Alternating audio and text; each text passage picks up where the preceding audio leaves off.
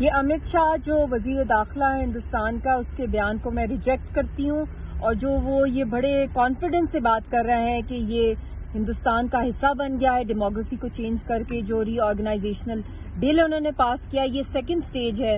Demography کو change کرنے کی، وہاں کی آبادی کا ریشو چینج کرنے کے لیے۔ ہماری جو ساری زمین ہے وہ انہوں نے فار سیل لگا دی ہے ہندوستانیوں کے لیے، انڈین انڈسٹریلسٹ کے نام ہزاروں ایکڑ لینڈ کی جا رہی ہے۔ ہماری ساری جو جابز ہیں وہ ساری کی ساری انڈینز کو دی جا رہی ہیں، یہاں پہ سیٹلمنٹس کی جا رہی ہیں۔ ہم اس کو کنڈیم کرتے ہیں، اور ایک جو کرفیو سیج اور جو ایک لاک ڈاؤن کر کے کشمیریوں کو بند کر دیا ہے، کہنا کہ وہاں خاموشی ہے وہاں امن ہے، تو یہ ایک سراسر دھوکہ ہے، اور میں دنیا سے اپیل کرتی ہوں، یہ سخت وائلیشن ہے جنیوا کنونشن 4 کی، یہ ایک ڈسپیوٹڈ ٹیریٹری ہے، یہاں پہ انٹرنیشنل لا کو فالو کرنا چاہیے، اور ہم ریجیکٹ کرتے ہیں یہ سارے اقدام جو ہمارے حق خود ارادیت کے راستے میں آ رہے ہیں۔